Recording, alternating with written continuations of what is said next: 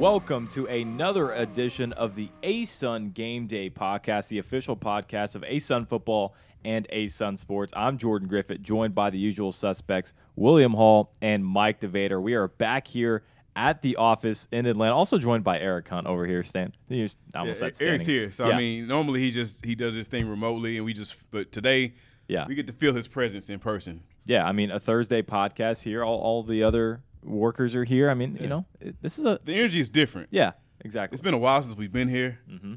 It's been a lot going on. I mean, things are different, and things are the same. I mean, what more can you ask for? Starting off the podcast with riddles. I like it. Yeah. Things are different, but things are also the exact same. I mean, Well, guys, diving into football, we had a crazy week last week, and a lot of implications for the AQ as well as a possible ASUN championship berth or an ASUN regular season title, I should say. So some of the scores that we had in our ASUN analysis, starting off with Kennesaw State, maybe the most emphatic win over a ranked opponent last weekend. Kennesaw State winning 44-27 over UT Martin in Martin, Tennessee against the Skyhawks. Eastern Kentucky with a 42-14 win over Central Arkansas. I think maybe the most baffling game of last weekend. Then Austin Peay and North Alabama. Austin Peay narrowly escaping that one, although I think the score indicated it being a little closer than the game really was. The last-second touchdown there for North Alabama. They win 38-35 over the Lions. So a few takeaways, guys. I'll go ahead and start. I think just listing off those scores, just like we were talking about throughout the season, and is maintained to be true. This is such an unpredictable conference. As soon as you think you have your front runner, then you have a game like Eastern Kentucky versus Central Arkansas, 42-14. I mean, I don't think anyone saw that one coming. No, because that's part of my riddle. Things are different, but they're the same. I mean, the difference is obviously the last time we were on this podcast, Central Arkansas looked like they were nearly unbeatable. They just, and I'm not saying that to say that they're any worse. It's just the thing saying the same part of my riddle is Eastern Kentucky. They've kind of been here. They maybe have been flying below the radar, but, I mean, if you want to call the numbers Parker McKinney puts up week in, week out under the radar, then I guess possibly. But I think that was kind of a statement that they're still here. And, obviously looking at the standings and where things are right now, Eastern Kentucky's in a great position to be in the conversation of our ASUN champion when all this is said and done. I mean, UCA still has the best chance of being the sole champion of the ASUN in football this year. But, EKU with that emphatic win just put themselves in, don't forget about us. Well, I just think that we kind of spoke about this in the beginning of the year, and now these teams are all of a sudden playing the way that we thought they were going to play. Now we got 2 weeks left. A wonderful showing from KSU in the time that they needed it, but are these victories a little too late for them? I don't know what's going to happen, but KSU still has an opportunity. EKU, dominant victory, 42-14, as we said. Nobody really saw that coming, but now EKU has put themselves in a position for a path to the title. And then Austin Peay coming back from double digits. Yes, the score was a little closer at the end, but, man, I'm still impressed with the playmakers that we have. The stars are shining bright when the pressure's on, and the teams are really rising to the top. They're able to handle that pressure of those situations. The teams that have been in pressure situations trying to get to a championship, you're seeing those in KSU and EKU with their experience in those situations, and the results from the last couple weeks really kind of pushes them to the forefront. Potentially what could come down to a title hunt here. But, man, I still got to throw in Shunderick Powell because that man is a monster. He had his team right in position against Austin Peay. 207 yards again. I mean, what can you say about him individually? You're absolutely right there, Mike. And going back to the EKU Central Arkansas game, this was, in my opinion, Eastern Kentucky's best performance all year, especially in the conference. Almost 500 yards of total offense. And, guys, what impressed me the most, third down efficiency, 8 for 13. That is 62%. They were able to extend important game-winning and game-changing drives. You also look at the balance of this offense. We know they can put the ball in the air, right? We talked about that the entire year. 253 net yards passing, 230 yards on the ground as well. So they were able to spread the ball around to a lot of guys. Joshua Carter with 120 yards off 13 carries. Sloan with 14 carries of his own. And Parker McKinney is going to be able to run the ball as well with 53 yards on the ground. And you get 2 interceptions in that game. That's going to change the game right there. 35 minutes of possession time. You get some turnovers. You have that balanced running attack, and you have these long drives. Again, 62% third down efficiency. That's going to win you a lot of ball games. Yep. And you talk about, speaking of turnovers and interceptions, I mean, 5. Mike, this was the week where you should have had your prediction about interceptions. Kennesaw State goes out there and gets 5 picks. Who would have guessed? Yeah, you should have guessed. Well, I did challenge the cornerbacks, but it's a week late. I mean, yeah. I mean, it's delayed Mike DeVader effect is going on, but that was amazing. I think the defense of Kennesaw State, I think, is as obviously shocking as the EKU victory was against UCA. I would almost say almost as shocking or maybe more. I don't think anybody expected Kennesaw State to do what they did against UT Martin, and that was a statement for them as well. I couldn't sit back and be like, okay, they're not going away. Right. I mean, number 15 in the nation, you go to UT Martin, the team that has only lost to really good teams this year, UT Martin, the Skyhawks. You get 5 picks like that, and really you look at the box score, and UT Martin only made it close in the second quarter. They scored 24 points in that second quarter. Outside of that, they scored 3 points the entire rest of the game. Kennesaw State had that pick 6 from Gamble at the end. He had 3 interceptions in that game. DeAndre Morris and Mark Keith Montgomery, who is now the Kennesaw State sole leader for interceptions. He now has 10 in his career. They were able to yank the ball out of the air. And we challenged the secondary all year long. Yeah, they give up the big play. They've been prone to do that throughout the year. But then you have a performance like this that, I mean, single-handedly wins you a game. 5 interceptions and your ability to take the ball away. You're going to win a ball game every single time you can do that, which is rare. Right. But again, that is kind of the tide changing a little bit, and that's another one of my takeaways this week was, could this be the resurgence of Kennesaw State? The record is obviously not great. They've struggled at times this year, coming into the season as the highest-ranked team in the preseason polls. This could be the game that gets them back on track, and you have 2 important ball games, must-wins for Kennesaw State with Austin Peay this week and then EKU the following. This could be the resurgence in Kennesaw State. If things fall their way, they could be eligible to win the ASUN title. It's going to take a lot, though, but a game like UT Martin, you beat a ranked opponent 44-27, that's a huge confidence boost. Right back in the mix. Yeah. And speaking of Chance Gamble, that takes us into our players of the week. I know it kind of broke the seal on that one, but I think he's going to get a nod on this week. You think so? I think so. 3. Is that a bold prediction? Yeah, you need 4 next time. Oh yeah, 3's not good enough. It's not. But 3 was good enough this week, obviously. So yeah, talking about our players of the week, I guess we'll start there with our defensive player of the week, Chance Gamble. First career defensive player of the week. The 3rd time the Owls have taken home the honor, matched the FCS season high, and tied the KSU record with 3 interceptions in a huge win for Kennesaw State. Our offensive player of the week also came from KSU. Xavier Shepard got his first weekly honor. First ever for Kennesaw State, accounted for 5 touchdowns in that upset of UT Martin. A rush for 86 yards and 3 scores. It was his 6th career game with 3 rushing touchdowns. So the Owls were on both sides of the ball, were doing what was necessary on the road last week. Special teams player of the week came from Austin Peay, Jaden Lyles. His first career special teams player of the week honor, the 3rd selection this season for the Govs. He blocked a punt in the second quarter of that victory they had against North Alabama. And our freshman of the week, Kellen Stewart, also from the Govs, got his 2nd freshman of the week honor for this season. That's the 5th Austin Peay has taken home. He matched his career high with 2 catches in Austin Peay's win and racked up a personal best 81 receiving yards. So 2 Owls, 2 Govs took home our weekly awards. And is it a coincidence that that's our matchup we've got going into? I mean, they're coming off a good win the weekly awards. You go head-to-head.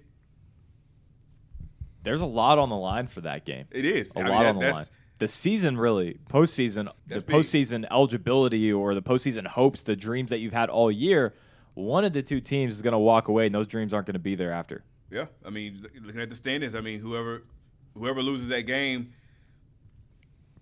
the ASUN championship is pretty much out of reach. Right. So, I mean, that's like you said, there's a lot weighing on their game, and both teams at the moment they're playing some good ball. So that's going to be an exciting game. Yeah, and they both have confidence coming into the matchup as well. But this is, I think, what we all thought Kennesaw State was going to be to start the year. They struggled, but that's where I'm worried about the remaining schedule. Not enough games, not enough time for Kennesaw. But the confidence is something that they can really take advantage of, because that changes your team. When you're confident on both sides of the ball and you're coming off 5 interceptions, now you're playing a team in Austin Peay that is going to throw it all over the yard. You know those defensive backs are the most egomaniacs on the field, so they know they know now that they're gonna have 5 more this week. So I'm excited to see that as well, because that matchup is literally gonna knock somebody out. So it's going to be exciting to watch. Well, you guys mentioned one of the games this upcoming week, and we have a few more to talk about. Kennesaw State, Austin Peay, that's a 1 p.m. kick this Saturday, November 12th. This Saturday, you're listening to this podcast here on Saturday, so that's a 1 p.m. kick. EKU Jacksonville State, 2 p.m. Central Arkansas, Stephen F. Austin. Very funny how that's going to work out with the ASUN WAC Alliance here. That's a 5 p.m. kick. And then North Alabama and Tennessee Tech, also a 5 p.m. kick here on this Saturday. So, guys, looking at, I mean, we might as well keep it on the Kennesaw State game right now. For me, looking at this one, that 5 interception game last week is going to pay dividends, this week for Austin Peay, because I don't think they're actually going to put the ball in the air as much as we think. I think Austin Peay is going to rush the ball more than what we think they usually do. I mean, you look at 202 yards per game for the Govs on the ground. They have such a potent attack. I know we've talked about Mike DeVader quite a bit this year, but C.J. Evans is also a running back that people have got to keep their eye on. But it's not going to be easy. Kennesaw State has one of the best rushing defenses in the nation with 114 yards allowed per game. That's 21st in the FCS. And, you know, Kennesaw State obviously likes to run the ball, running the spread option. You know, Coach Bohannon has since he has started that program at Kennesaw State. But then on the other side, Austin Peay has the ability to stuff the run as well. They're even better against the run, 110 yards per game. That's 16th in the FCS. So, as much as we like to talk about the interceptions last week that Kennesaw State had, we like to talk about Mike DeVader, it's going to be about who can get more rushing yards in this game. Time of possession is going to be at a dire need for both of these teams, I think, coming into this one. And it might be that one turnover, that one fumble that might go against the team there at the end of the game. It's going to be one of those where it comes down to the last possession. Kennesaw State, Austin Peay, who wants it more? Because the loser, their chances are pretty much none after this loss. And I actually think your point right there actually goes against Kennesaw State twice, because I think looking at this game, they are the better rushing team. They want to run the ball a little more, but they also put the ball with their style of offense in jeopardy more times than maybe Austin Peay will. Right. So it could be a double-edged sword for Kennesaw State, because they want to control the clock, get down there and score on a 9-minute drive. That would be wonderful. But with the style of play that they have, they're also putting that ball in jeopardy quite a bit. Yeah, you're exactly right. But they can also show the ability to throw the ball. This is now Xavier Shepard's team, took over the team just a few weeks ago, and looks like it'll probably be his throughout the year as he continues to play well and get better almost every single week. I believe he had 130 passing yards, a couple of touchdowns last week. I mean, they can put the ball in the air, so I'm very interested to see how this matchup is going to work. It's strength versus strength. But, Mike, you certainly make a good point there. Kennesaw State, maybe that one lost pitch, that could lose you a game. But Kennesaw State also, in the secondary, you get Chance Gamble to take another one away, Markeith Montgomery, that could win you a game. So it really might come down to that extra turnover. That's probably one of the greatest names for a defensive back that I've ever Chance heard. Gamble? Yeah, I'm just saying, it's right there. Central Arkansas has a guy named T.D. Williams. He scored a touchdown this year. Right. That's another good one. Even though he should be a wide receiver. Yeah. That'd be better. Yeah. But still pretty good. But Chance Gamble, yes. Man, So you're saying he's going to jump routes and take a risk, right? No, you're taking the risk. Throwing his way, Mike. And he's taking a gamble because he's going to go intercept it. Sure. The chance and the gamble is all on you. The chance and the gamble. Oh, there you go. Both. Okay. Both. Snake eyes. All right, moving on to our next game, Mike. We'll kick it to you, North Alabama and Tennessee Tech. All right, so looking at North Alabama taking on Tennessee Tech at home, the Lions come in 1-8. Unfortunately, they're trying to break a 7-loss streak with 7 in a row. The Golden Eagles coming out of OVC are 3-6, but they've won 2 straight over Eastern Illinois and Lindenwood. Actually, the Lions haven't played Tennessee Tech since 1959. They do, however, trail the series 4-2-1. So diving into this matchup a little more, the Lions have had a tough season, but they continue to fight and claw in every game that they've played, especially in ASUN competition, with 3 close losses recently within 6 points, at KSU by 6, 3 points at EKU, and most recently 3 points versus Austin Peay. But they continue to put up points at 31.9 per game, 32nd in the country, 405.2 yards at 37th, and they run the ball like crazy, 196.1, which is in the top 25 at 23rd in the nation. Shunderick Powell, I don't know how many times we got to say it, but I guess until people listen, we will continue to say that he is an absolute stud. Second leading rusher in the nation, 1,322 yards at 146.9 per game as well, which is second in the country. The Golden Eagles, as a team, total offense 392.1, 51st in the nation. They like to run the ball as well. They're pretty successful in the top 50, 165.1, which is 44th. And they have a scoring offense, which is only 23.4 and 77th in the country. So I think UNA can take advantage there with some of their defensive pressures. But they're also going to score on this team because Tennessee Tech, 89th in the country at 33.4 points given up. So looking at this matchup on paper, it looks like UNA potentially could get that victory, trying to snap that 7-game losing streak that they have. But they played tough. They probably could be one of the hardest matchups with their rushing attack. And Tennessee Tech maybe going to have another tough time. Shunderick Powell, 200 yards in all 3 of their home matchups that he's had this year. So looking forward to seeing what they do on both sides of the ball. And I'm hopeful that UNA is able to pull this one out. Yeah, I mean, obviously I think you laid it out there. Shunderick Powell is keeping that team in games.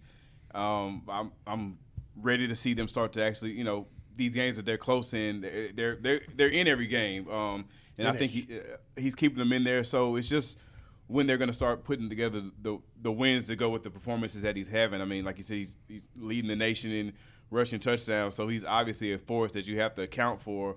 They need a little bit more, obviously, to turn that performance and add some more to that to turn that into wins, but I mean, you've laid it out there. It's a game that them winning this game shouldn't be unexpected. So yeah. I'm looking for a good performance from the Lions, Jordan. I know you are. I know. I am. I know you are. And listen, when you go in a new direction with a head coach midseason, Ryan Held now at the helm for the Lions the rest of the way. Like you said, 1-8, 0-5 in the ASUN. But man, I know I say it every week. That record could be so different. Mm-hmm. So different late in games. The defense has certainly struggled. You look at the rankings, pretty much 100th and maybe even worse. I mean, rushing defense 120, and then passing defense 98th, nearly the 100 mark there. But Tennessee Tech, you mentioned it as well, Mike. Look at the rushing defense for them. 100th in the nation. They give up almost 200 yards rushing per game. Who's the one team you don't want to face in the FCS right now with one guy you don't want to face in the FCS? Yeah. Shunderick Powell. Yeah.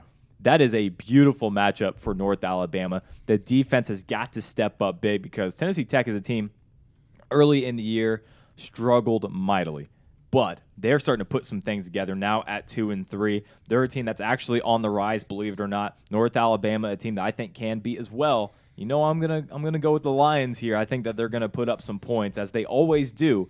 And guys, another standout guy that I think we have to mention as well, DeMarcus Lacey is a freshman that has been superb for the Lions. 2 receptions, 34 yards with a touchdown last week, and then he also had 4 rushes for 22 yards as well. And him in tandem with Cortez Hall, Takari Kennebrew, the freshman quarterback Noah Walters, the sophomore running back Shunderick Powell. This is an offense built for, going scorched earth on defenses. The defense hasn't held up its end of the bargain. I think they're going to do that against Tennessee Tech this week. Another 200 yards? So how many yards does he need to catch him? 245. 245 puts him where he's at now. So Are they playing this week? No, they're off. Well, I mean, there we go. Yeah. 250, there's your bold prediction. So You go 250, he's the leading rusher in the nation. Assuming nobody else close has another, I don't know where everybody else stands. So Monmouth has a bye. They play Stony Brook next week on the 19th. So they're off. So they don't play today on the 12th. So they play the 19th. Potentially, it could be a head-to-head battle there for the rushing title. So we'll assume nobody else is in this conversation between where Powell is and Monmouth's runner. We can take everybody else out. Yeah, we're only ASUN guys. Nobody else has a good game. If he gets 250. Right, here we go. I'm adjusting the bold prediction here. Shinderick Powell, after this game, will be the leading rusher in the FCS. There we go. I'm up in it. That's the Jordan I like to see. Right. This is the optimist. That's the Jordan that they like to see. Everybody who's watching this podcast loves to see that Jordan. That's exactly right. Bold and daring right there. Bold and daring. He's going to be the leading rusher after this week. So that's my bold prediction. All right, going over to Central Arkansas versus Stephen F. Austin, William. This obviously is a big game for postseason positioning. Similar to the Austin Peay KSU game, Jordan, that you talked about earlier. I think this is really a strength versus strength type of game. I mean, you look at the offenses, 430 yards per game from UCA, 434 per game for Stephen F. Austin. I mean, they're pretty much even. Scoring leans a little bit more in the way of Stephen F. Austin. They're averaging closer to 38 points per game. UCA is at 33. So, overall, I think this is a game where we get the offensive fireworks. If we've kind of sometimes we look at games and we're like, oh, this is the one where the scoring happens. I mean, but at the same time, UCA's defense is solid. I mean, they've got our leading tackler is on UCA, so I don't think that it might not be as high scoring as the numbers are showing that these offenses are putting up. They probably won't put those numbers up against each other. Should be a good game. UCA had won 8 straight in this all-time series until they fell at home 27-14 last season. But again, despite the loss to EKU and the struggles that they had, UCA is still one of our best teams, if not the best. They did have a bad week, and this game is a chance to I guess kind of right the ship going into this game, and obviously the big matchup with Jacksonville State to close the season. And as I mentioned before, this win for UCA is a win for the ASUN in that power rankings tiebreaker that could be used potentially to figure out the AQ between the ASUN and the WAC. So giving Stephen F. Austin a loss is definitely going to help our cause of being to secure that AQ with whichever team we're putting up to see against the best WAC team. We need that. So I'm thinking this is a game that UCA will bounce back in, and I think they'll pull it off. It's a gigantic game for UCA and for the ASUN. You said a lot there, William. I think something that stands out to me in this matchup is the special teams unit. Mm-hmm. Central Arkansas is known for returning a kick or a punt pretty much almost every single game, it feels like. But they only do it against ASUN teams also at the same time.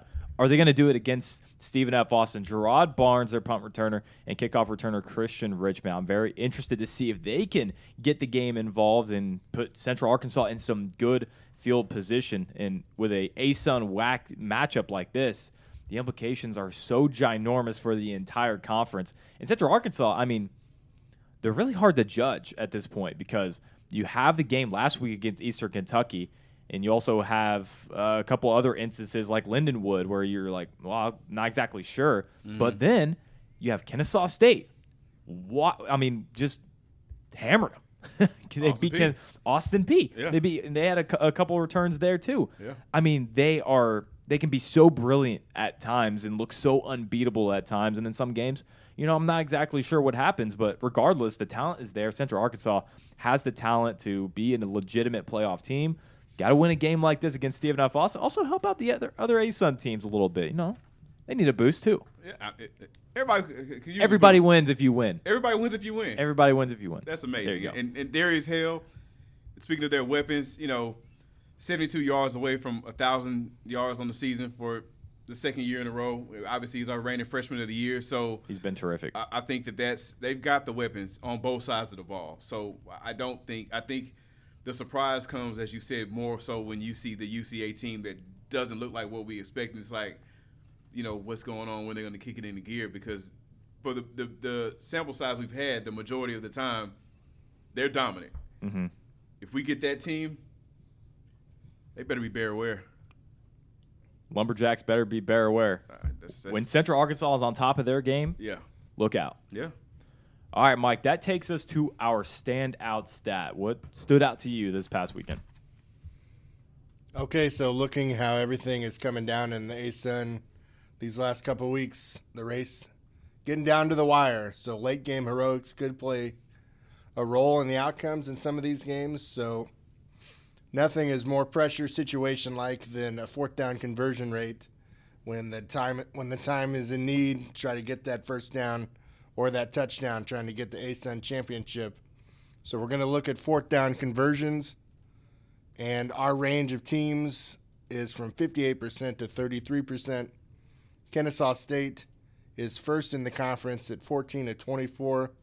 EKU has only gone for it on fourth down 6 times, and they're 2 of 6, 33%. So putting it all together, 50 of 101, 49.50% success rate on fourth downs, which would equal as a team to 56th in the FCS.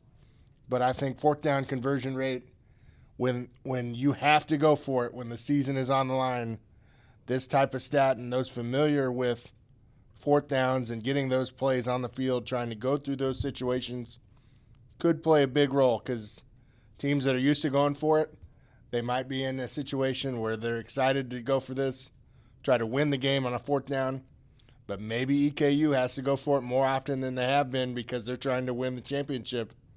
2 of 6, man, that's a hard stat to get over, because maybe they're not used to those situations, because obviously they haven't been in fourth down very much. But what type of role does it play on the field, but also mentally, when you have to make those plays when it counts on fourth down?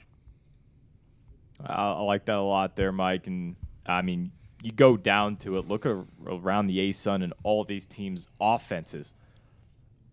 How confident do you feel that you're going to stop them 4 times? I mean, you look at Central Arkansas. We know what they have with Kylan James, Darius Hale. You have Richmond out there as well with Barnes, Will McIlvain, Parker McKinney. You have Dak Allen. You have Xavier Shepard. And if Kennesaw State's going for it, they're probably at 4th and 1 at that point. And then you look at North Alabama, Noah Walters and Derek Powell. I mean, there's so many guys that are hard to stop. And that standout stat brings us into our ASUN game of the week. Here on the other side of the break, we'll talk about Eastern Kentucky versus Jacksonville State.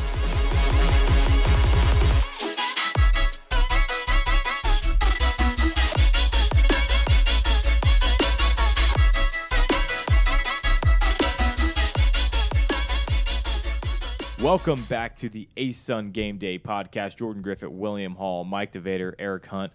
Guys, our ASUN game of the week, Eastern Kentucky versus Jacksonville State.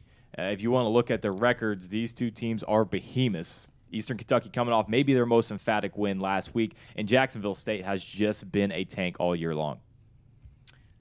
First, before we get any input, I mean, Eric, you're just gonna be here and just not give us anything?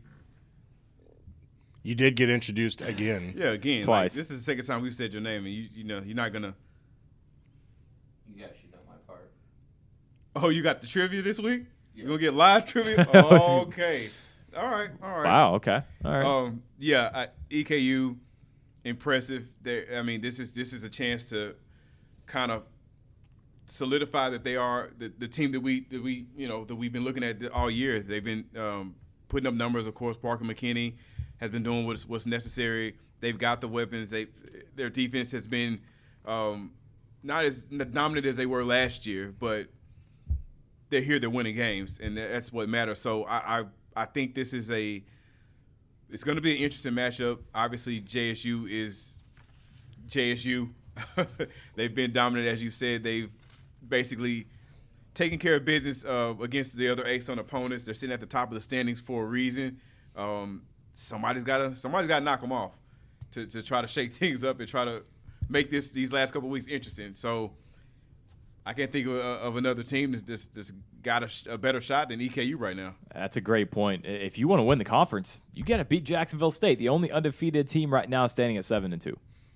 Well, and I think it all comes down to the running game, because if you can stop Jacksonville State, slow them up on the line of scrimmage, try to create some sort of balance on offense and defense, because Jacksonville State has controlled the line of scrimmage in most of their games, and whenever they're rolling, they're punishing people down the field, blocking. Then they can do some play-action pass, but they're going to be running the ball, and I just don't know if Eastern Kentucky can handle that on the defensive line, but that's a good challenge for them. If you want to win, this is what you're going to have to do. You're going to have to, first and foremost, make them one-dimensional, and that's to stop the rushing game of Jacksonville State, because right now nobody's really been able to do that, especially in our conference, undefeated as we spoke about. And I just think the clash in styles on both offenses is going to make this interesting. Styles make fights. Could be a lot of points in this game. But, I mean, again, I'm going to challenge somebody, and it's going to be this time the defensive line of Eastern Kentucky and trying to free up those linebackers and see if you can make some plays before the running game, whether it's quarterback, running back, fullback, it doesn't matter. Get to that running game before they get to the second level. And that I think that was the last game of the season last year when EKU and Jacksonville State wrapped things up. I'm pretty sure that was the last game of the season that went to the overtime game. That was a tough matchup for I mean, EKU ended up coming out on top of that and double overtime, 39-31. Yeah. So I mean, we could be setting up for another exciting game like that just,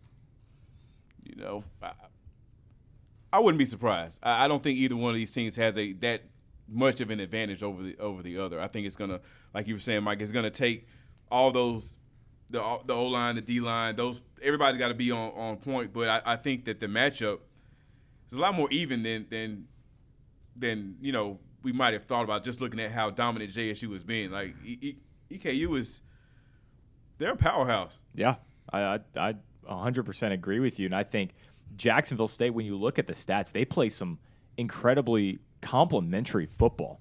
You look at their scoring offense, top 20 in the nation. You talked about the rushing offense there, Mike, top 6 in the nation. But something that really stands out to me, something that maybe flown under the radar this season, their passing defense, only allowing 183. That's 13th in the nation, and you have a stacked secondary. A guy like Yoel Gowdy, I believe I'm saying that right, Gowdy.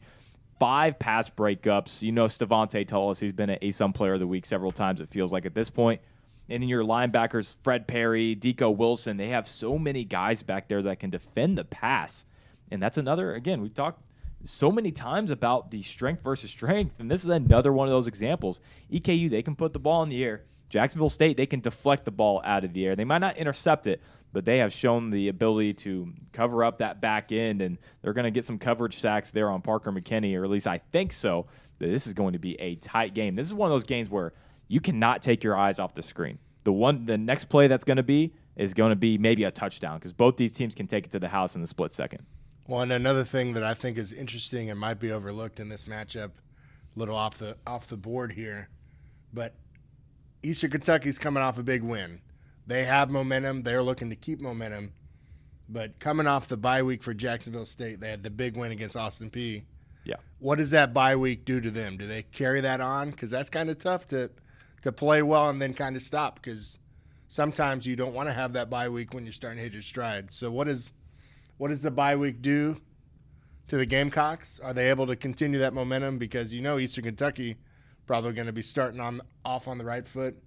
But how does that bye week affect Jacksonville State coming into this monster matchup? Appreciate you guys' breakdown of our ASUN game of the week, EKU versus Jacksonville State. That brings us to our game within the game. And, guys, I'm going to go ahead and get this one started. I saved this for when we were talking about Central Arkansas and Stephen F. Austin, because I think this is a huge part of the game. It's well known. The best bookends in the ASUN on the defensive line, David Walker, number 0, and Logan Jessup as – I actually don't know if he's number 0. Let me take that back. Don't lie. Well, it's fact weird. check, Eric. That's what you're here for. Independent fact checker. I got the trivia. Central Arkansas has the best bookends in the defensive line in the ASUN. You're looking at David Walker and Logan Jessup. 7.5 sacks for Walker, 6.5 for Jessup. Both those guys are menaces on both sides of the offensive or the defensive line. 2 offensive lines. And Stephen F. Austin, they're going to have to keep their quarterback, Trey Self, clean. 14 sacks given up so far this year. That's pretty good compared to where you're at around the nation. So the defensive line for Central Arkansas, look for Jessup or Walker. If they have a big day, I think Central Arkansas is going to walk away with a win. That is my game within the game. Mike, what do you got? Well, we've kind of spoke about this already, and it's going to be more of a broad topic, but I want to see Kennesaw State secondary continue to roll. I want to see those interceptions creating havoc in the backfield.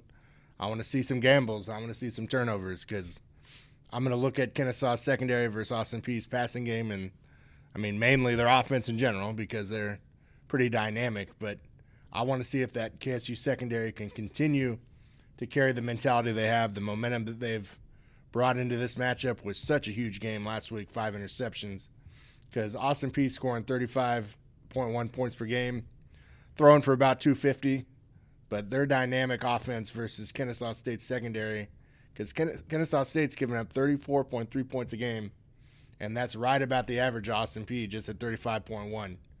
So I think this game is in the hands of the secondary because I believe in the defensive line of Kennesaw State and what they're about.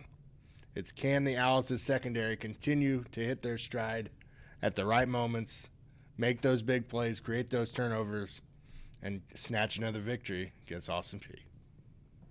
William. My game within the game is I'm looking at the offensive line for EKU. I think it's going to be important about how they can protect Parker McKinney. I mean, he's throwing over 300 yards per game. He's got over 20 touchdowns on the season, but he's only been sacked multiple times in 2 games. He had 6 sacks against the game against Bowling Green, and then UCA got him twice last week. Other than that, he's either not been sacked or only gone down once. But as a team, Jacksonville State is tied for the lead in our conference with 21 sacks on the season. So I think that O-line for EKU has got to keep McKinney clean so he can do what he does and put up those numbers. And if JSU is able to get to him and disrupt things, I mean, we've seen him take those sacks and still be dominant, but that may be a factor that kind of throws him off a little bit. So I think that my game within the game is that O-line. Yeah, a couple of these games are going to be decided by how clean can the quarterback stay. I think that's a really good point there. All right, time for our ASUN preview, William. Men's basketball started in upset city. I mean, is it just a city? Nation. Upset nation. I mean, at this point, you know, the start has been since Monday. We've already got 3 group of 6 upsets. We had Stetson taking out Florida State on the road. We had FGCU taking out USC on the road. And then we had Bellarmine. It's not on the road because it's the Knights town beating Louisville. I mean, that was the one. That game was the energy that they had because, I mean, it's basically a home game. We run this city. Yeah, they run that city. Yeah. So the reigning champs doing champ things, doing that. So it's all, I mean, basketball season exciting. And right now we're also in the midst of championship season as well. We handed out some trophies we already got cross country handed out. Women's soccer trophies already handed out. Congratulations to FGCU for taking that one on the road. And, you know, here Saturday, we're about to hand out a men's soccer trophy. Yeah. We're in Nashville for Lipscomb and UCA for the second time, round 2 for the men's soccer championship. And this is the final weekend of a regular season weekend of volleyball. And then we'll be right back in Nashville next week to hand out a volleyball trophy. So it's that time of year where things are getting exciting. It's like Christmas early. You know, we get to hand out some trophies and basketball. And also women's basketball has started as well. I know we're excited about the upsets, but let's not forget about the women's basketball programs in this league because they started on Monday as well. So we got an exciting slate of games coming up, non-conference action. So exciting time in the ASUN. I'm just happy to not be traveling. So I'm sorry that you guys are in Nashville. Been there a couple times, but I'm glad to be home. And we'll see you soon. Well, it was a big weekend. Crossover season brings about a lot of incredible feats. You see some championships. You see some upsets. Cannot wait to see what is in store for the rest of the ASUN season as we transition into winter. But we got volleyball next week, men's soccer today. So we will have another men's soccer champion after you are listening or watching this podcast with all the people. They watch this podcast. Yeah, they watch this podcast, exactly. All right, guys, it's time. It's trivia time, but I believe we have a special guest trivia, so we might have 2. Am I reading this right? Eric Hunt over there, you going That's with what trivia? my rundown says too, so we got to figure that out. That's right. a good one. Okay, you got a good one. Well, you got to get on the mic. Please step up to Can't the just shout it. microphone. The people need to hear you. Also, They need to introduce see you. yourself. They need to see you also. Yeah, there you go. They need to see you. You're gonna have to share Mike's mic, and you damaged the clipboard on your way en route to the mic. That's okay. Mike, no cheating on this one. Ladies and gentlemen, Eric Hunt. Eric Hunt. So we're closing in on November 14th, and I found Is that an important date? pretty historical event happened on November 14th, and I want to see Really? if you guys can figure this out. 2 days away. So, one, Ellis Island closes. Uh-huh. You know, Ellis Island, the gateway to America, Statue of Liberty. It's a big deal. Uh-huh. We understand. Yeah. Big deal. Number two, Sesame Street debuts. Okay. Okay. And number three, the tragic plane crash of the Marshall football team. Boy, Uh-huh. turned dark. All that happened on Um, November 14th? We're guessing which one happened on November 14th. Yeah, which one happened on November 14th? Well, that's quite the array of answers. I'm going to go with the happier one, which is Sesame Street debuted on November 14th. Because listen, you know, they get into the studio, it's cold outside. That's my guess. See, I'm decisive. Yeah, I'm still trying to recover from the last one. I'm kind of sad now. So I hope it's not the last one. somebody might have to say the last one. Unfortunately, good thing we Williams over there stumped right now. Yeah, because I can't remember if the crash happened before the season started or if it was the last season and then the new season started and Matthew McConaughey had to coach the team. Because if it was the same season, then that crash would have been November. Nobody's playing football. Season's over in November. So if the crash happened, there would have been no movie about coaching the team. That's not how it happened, though, in the movie. Yeah, now we got to see if the movie is actual, truthfully. Nah, they wasn't a lot about that. Well, it's not necessarily a lie, but, you know, some Well, Hollywood fiction the could. timing of it would have been the thing. Like, was it? I don't remember the movie all that well. Yeah, no, I remember but I can't remember if it was like a whole new season when they got the new coach, because a whole new team. So it could have been November, if that's the case, because they would have been recovering when he took over the team. Yeah, because they practiced. They started the team. It could have been November. Is that what you're going with? What'd you go with? Sesame Street. Oh, you I picked that quick. Yeah, you want to stay away from Ellis Island and the tragic plane crash? Oh man. I'm the optimist. Yeah, you are. I want to talk about when something begins. That's fine with me. I just can't remember. Mike, what do you got? You got something? Yeah, we have to cut all this out. This Ironically, I think I'm going to go the same direction. I think it's the Marshall plane crash, because if they timed it out in that time frame, then the new coach had time to recruit, got everybody together, said, this is what we're going to do, and we're going to recover from this. So I'm going to go in a different direction and say it's the Marshall plane crash on November 14th. That's a different direction. It's my direction. It's one direction. Well, is that what you're going with? Because you didn't pick it technically. No, but I laid it out, so then I Okay, gave him okay. If that's the answer, so I should just go the opposite way and be like, I gave Mike the answer. No, I wanted you to answer because I was going to do the same thing as you, so I didn't lose ground. Oh, Yeah. that's smart. So you don't want to gain ground. You still want to lose. Well, ground. I just don't want. Yeah, I mean, I got another question after this. We got two of them. Yeah, now we're definitely going with mine as well. We after got this. two of them, so I knew. We need something a little less sad. Yeah, I don't know. I have no idea, so I'm just gonna go with. All right, -1 for William. So I'm going. between me and you. I'll go with Marshall. Wow. Locked in? Yeah, might as well. Mike, locked in? So Eric has the chance to get a point here, which would be as Oh, many that's as what I we're doing? have. Wait, if I get a point, then I get an extra date. Then you get it what? I got to pick another event in here, so that's 4. You'd be tied with Jordan. It'd be your first week. No, because because if it's Ellis Island, none of us guessed that, and if that's the correct answer, then you get the point. And you'd be tied That's with the host. that's good. But I still want to throw a 4th one in there to, throw a wrench in things. No, well, because now we know that the 4th one wouldn't be correct because you wouldn't have given us 3 answers without the correct answer in there. Or could I? What is this? This is the It's just, man, What is this is the what answer? happens. This is what happens when you add a fourth member. yeah. And he comes with these rules like, I gave you Just- 3 false just- answers. None of them happened on November. We're gonna move on 14th. to the other trivia. I Give us just the wanted correct. to see everyone's JK. walk through the answer. The answer is actually Marshall. It is Marshall. Yes. I'm good at this, man. You are good. I mean, I had to. You see me As he stands up. Wow. Yeah. All right. I actually went with my first gut instinct that time. That's great. So follow me. I'm not to ashamed of to, my- to either glory or we just go. Not we're just ashamed going of down mine. together, Mike. Like a plane. You started it. Don't look at me like that. All right, moving on to the other trivia question. You guys got that one right, so you get points for that. So now 7 and 4 for you guys. I'm still at 1, and that's fine with me. All right, Eric, you're gonna guess on this one as well.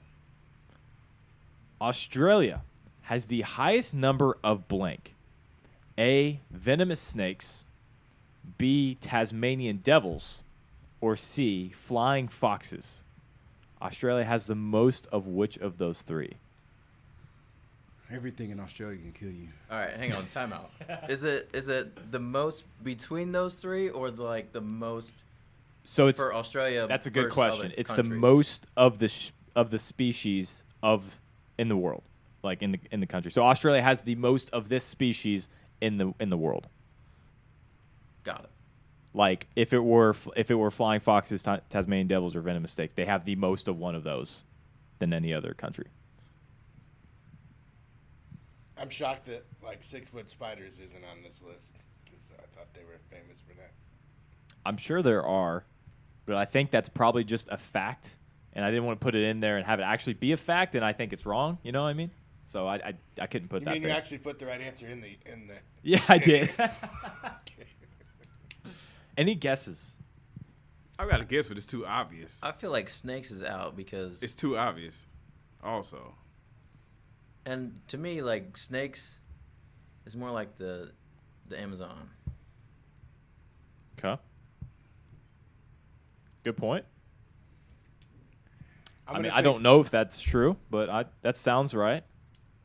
Before we have any collusion, I'm gonna pick C, flying foxes. Okay. Any reasoning? Just because. He just said before When any collusion. When in doubt, pick C. All right. That's how I got through high school. we needed Eric for this. I mean, you come in here when we're almost done with the season. And just,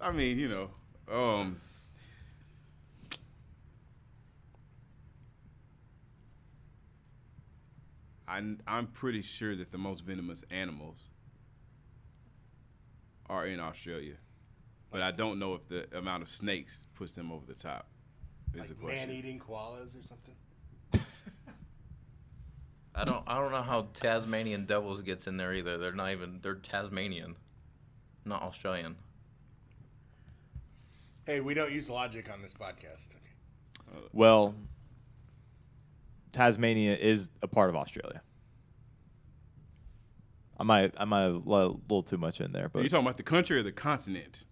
the continent Australia. It is a state of Australia. Yeah. So it's getting technical here. Is that how you cheated your way to try to get a point? No.